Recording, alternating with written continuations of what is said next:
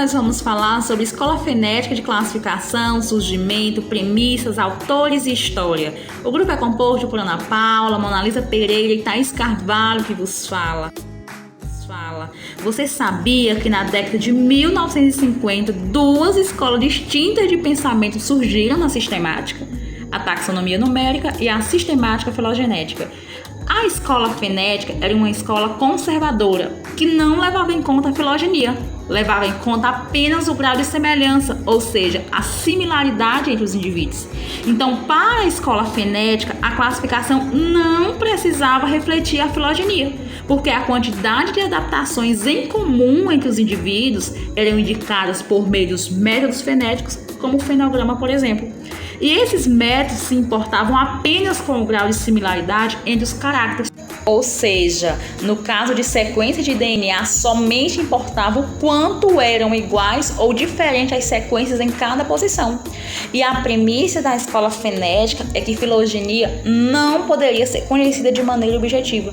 Então, os feneticistas utilizavam o máximo de caracteres para as classificações baseadas no grau de semelhança. E com relação a essas classificações fenéticas, não existia a preocupação de reconstruir a história evolutiva dos grupos, porque o tempo era um fator que não era considerado. E essa classificação permitia a identificação rápida de um organismo sem se preocuparem com suas relações de parentesco. Além disso, esse tipo de classificação privilegia os caracteres diretamente observados e morfológicos, porque os taxonomistas eles descreviam primeiro o organismo recorrendo ao máximo de características que podiam.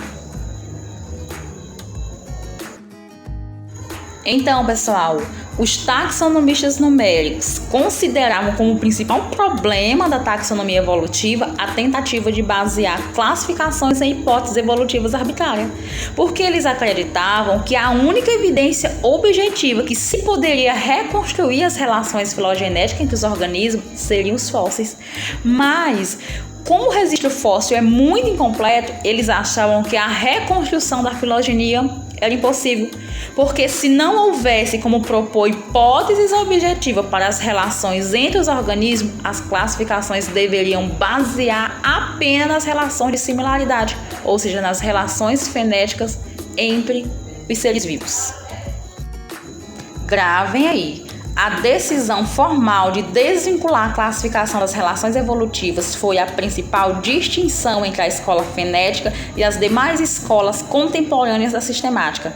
Por isso que os taxonomistas numéricos não se preocupavam com a natureza dos táxons incluídos em suas classificações, que poderiam ser monofiléticos, parafiléticos. E antes de encerrarmos o nosso assunto de hoje, nós precisamos citar dois grandes nomes da escola fenética, Sokal e Smith.